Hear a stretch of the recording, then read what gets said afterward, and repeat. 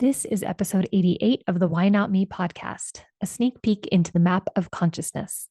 I'm your host, Danita Bremer. In this podcast, I talk about creating generational ripples with Latter-day Saint moms who want to feel whole and be successful. Okay, ladies, and gents, I know there are some gentlemen out there that listen to the podcast. I don't want to overlook you. First of all, I really just had to hop on and record this podcast because it's mind blowing to me, and I hope it'll be mind blowing to you. But before I get there, don't forget to enter the podcast giveaway. I'm giving away a pair of second generation Apple AirPods. And in order to qualify for the prize, you have to do 3.5 things: listen to an episode, leave a 5-star rating, leave a review with at least one takeaway from an episode, and fill out a Google form. You should find the link to that Google form in the description of this podcast episode in whatever podcast platform you use.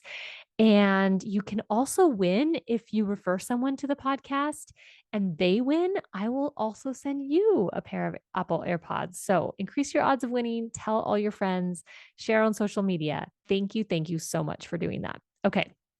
I want to get to this episode, and it requires a little bit of a background. So I apologize for that, but I think you'll see why I'm so excited to record this episode for you.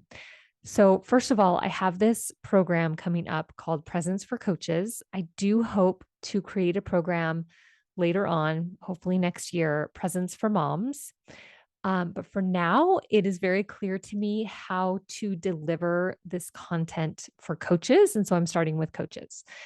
And the whole idea behind this program is that our mere presence is a huge factor in helping other people heal and overcome their problems. Okay. So when we are more present, it's helpful in the world. It sends out a ripple effect into the world, a positive ripple effect.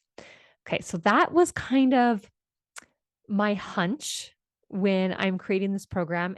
And I've talked about this before. If you listened to the episode for coaches, I kind of outlined the program and all of that. But the main idea is that our very presence can help others create shifts in their lives, whether you're a coach or not. For coaches, this can be for your clients, but it can also be for your kids or whoever you are in relationship with. Okay, so put a pin in that idea. This is sort of my hunch. I don't have any data to back it up. I don't have, I haven't researched it. I haven't read a book that talks about this. It's just, I was asked if I would ever consider teaching how I coach. So I started thinking about, how is it that I coach? How do I hold space?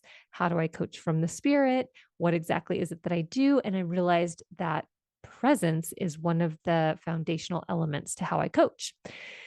Okay, so then I signed up for a program, for a trauma certification program several months ago, and we started it this week. I've been so excited to start. The coach has been dropping pre-work, and I just love everything she does. And so I've been very, very thrilled and excited for our first class. And so this is Shyla Cash's program, Embodied Healing Systems. And the very first assignment that she gave us this week after our first class was to read chapter 1 of this book called The Map of Consciousness Explained. So if you're watching on YouTube, I'm showing you the cover of the book. And I started reading. There's several pages, probably like 30 or 50 pages, that are a preface and an introduction. And me being the way I am, I have to read those first. And so I started reading them. And honestly, when I looked at this book, I thought it was going to be very like thick, like a college course. I thought it was going to be very technical, the map of consciousness explained, but it's actually very readable and very quick. And so I quickly got drawn into it. So I kind of outlined a few key concepts that I think is helpful to understand here. The first one is that according to Dr. David Hawkins, who's the author of this book, and he was born in the late 1920s. He passed away in 2012, but he had a full career and he spent a big portion of his career being a psychiatrist. After he quit psychiatry, he kind of went into research and developing this map of consciousness, which is what the book is all about. And one of the key foundational principles is that emotions have an energetic charge. We even talk about this in our pop culture. We talk about a vibe or good vibrations, right? When we're happy, it's like good vibrations. In addition to emotions each having their own energetic charge, each of us as humans are at a different energetic charge or frequency. Higher frequencies are more powerful than lower frequencies. And he delineates the difference between kind of this, there's this threshold with the frequencies in emotions between power and force. So power is always more powerful than force. So a lower frequency emotion like fear is going to come from force. A high frequency emotion like love is going to come from power. Okay. And power will always win over force. That's one of the principles he talks about in the introduction. And the kind of the point that he makes, and I'm going to read to you a couple pages out of this book, but one of the points he makes is that love is healing and it's backed by science. It's backed by behavioral kinesiology, okay, which is a field of science. Before I read to you this passage that kind of blew my mind and confirmed for me what I was already thinking, which is about this idea of presence being so critical and healing and really in and of itself being able to help our clients and help the people around us. There's a short paragraph in here that as a woman of faith was important for me to read. And so I want to share this with you as well. He said, and this is actually the editor of the book referring to what Dr. Hawkins says in his work. He said that what he teaches is not different from the core principles of the world's religions: unconditional love, compassion, humility, and kindness for all beings. Quote, make a gift of your life and lift all mankind by being kind, considerate, forgiving, and compassionate at all times, in all places, and under all conditions, with everyone as well as yourself. That is the greatest gift anyone can give. Close quote. So that is page 17 of the introduction of this book, The Map of Consciousness Explained by Dr. David R. Hawkins, MD, PhD. The subtitle is A Proven Energy Scale to Actualize Your Ultimate Potential. Okay. So it was important for me to have this context that what he is teaching in this map of consciousness is not different from the core principles that many of the world's religions teach, which is love and kindness and compassion, right? And how we make a difference in the world is by embodying those emotions and being those things. Yes. So I want to skip to this short section. And let's see, it's short. It's less than 3 pages. And then I will fill in the blanks about why this was so mind-blowing to me. Okay.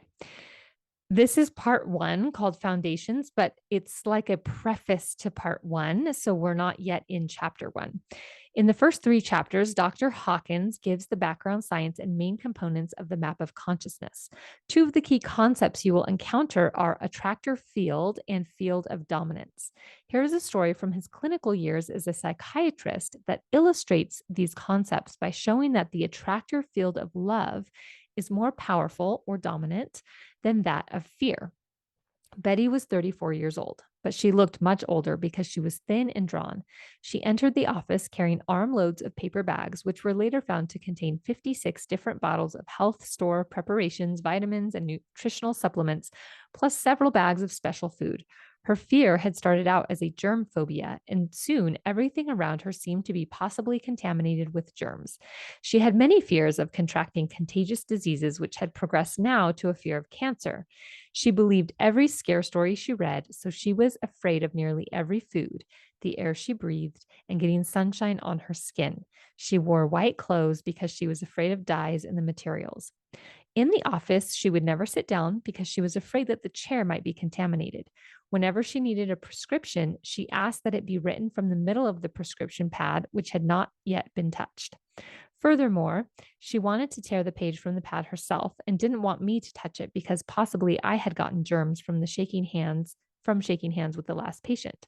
She wore white gloves at all times. Ultimately, she requested to be treated by telephone as she was too afraid of making the trip into the office again. The following week on the phone, she said that she was afraid to get up. She called from home while still in bed because now she was afraid to go out on the streets. She had developed a fear of muggers, rapists, and air pollution. At the same time, she was afraid to stay home in bed and get worse. And to compound all her other fears, she was afraid that she was losing her mind. She was afraid that the medication wouldn't help her and that it might have side effects, but she was loath not to take it for fear that she would not get better. Now she said that she had a fear that she might choke on the pills and had stopped taking even her health supplements, much less the prescribed medication. Her fears were so paralyzing that every therapeutic maneuver was totally stymied. She wouldn't allow me to talk to her family. She was afraid that they would find out that she was seeing a psychiatrist and think she was crazy. I was totally baffled and racked my brain for weeks as to how I could possibly help her. Finally, I let go. I experienced the relief of surrender and that I just totally accepted this fact. There is absolutely nothing I can do to help her. The only thing left to do is just to love her. And so that's what I did. And I just thought of her lovingly and frequently sent her loving thoughts.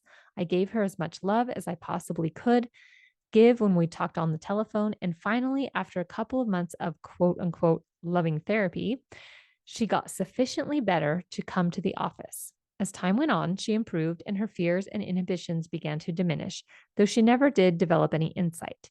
She was too afraid of talking about psychological matters, she said. So over the months and eventually years of treatment, the only thing I ever did was to love her.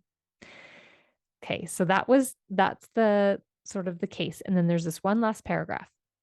This case illustrates the concept that a higher vibration, such as love, has a healing effect on a lower vibration, in the patient's case, fear. This love is the mechanism of reassurance, and very often we can quiet another person's fears by our mere physical presence and by the loving energy that we project to them and with which we surround them.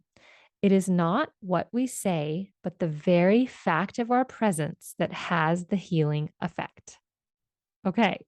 So did you hear that? It's not what we say, but the fact of our presence that has the healing effect. It's like our energy, our consciousness, our level of consciousness has an effect on the people around us. When I read that, my jaw dropped because I've been thinking about this idea of presence being healing for several months now. And how do I teach it? How do I teach presence? So, reading it in a book, which is going to back everything up with science. And I already read the introduction and the preface and all of that, which already talked about lots of the science of it. But that's just like the 3 pages before chapter 1. So I was just so like, oh my goodness, this is exactly what I've been thinking about, how our presence alone can be positive and healing and can help people.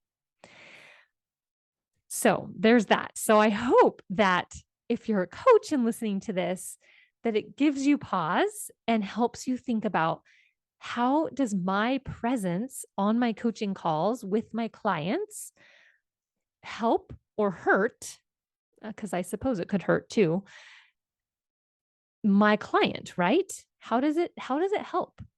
How can I be more present, or how can I improve the quality of my presence so that I can help my clients more? That's really what I want you to sit with, whether or not you ever do any work with me or join this program, I want you to think about, how can I move the needle in this way? Maybe it's not just simply about my client's thoughts and feelings and actions and results, right?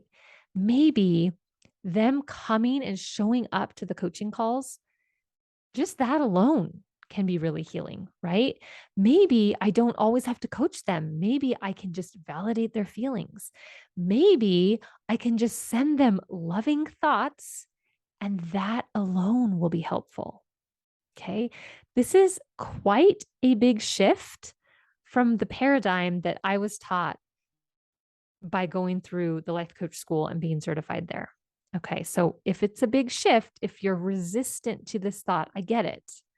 You don't have to jump on board right away. Here's what I want to say for those who are not coaches, especially for the parents who are listening, which I'm guessing is just about all of you. What if our presence and our love for our children and our spouses is healing? What if that is enough?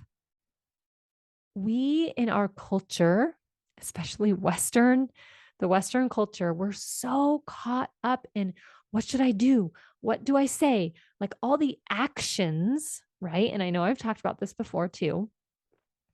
We're so caught up in all the actions that I think we overlook some of the simplest things to consider, which is, what if your presence is really the only thing your kids want? What if they don't need you to make their lunches or to, I don't know, read them their book or help them with their homework or cook dinner or bathe them or buy them clothes or whatever it is we do for our kids and with our kids? What if the biggest thing is simply our energy, our attention, our time, our presence, right? Isn't that like mind blowing? What if by simply our presence, we can help our children? It makes me think about the power of Jesus Christ. Where does his power come from? We could say his power comes from Heavenly Father, but I think his power comes from his love of us.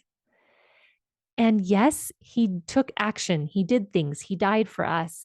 He lived on the earth. He taught certain sermons. He, embodied everything that he taught. And all of that is so amazing and also so mind-blowing to me, how he did all those things. But what if all he had to do was come to earth and love us? Really, what if that's all it really was? And what if the love and the enormity of his love is shown in the things he did and said? Yeah. But we think it's the things he did and the things he said that heal us, that give us hope, all of that, right? But maybe those things just came out of his love for us, right? And maybe we can do the same for the people in our lives. I am so lit up by this idea because I'm learning that we can't always take action to get to the results we want. Sometimes people in our lives, our kids, our spouse, our parents, our siblings, our coworkers, whoever it is, sometimes they do and say things that are completely out of our control, right? And the only thing we can control is ourselves. It's how we think, how we feel, how we show up in the world.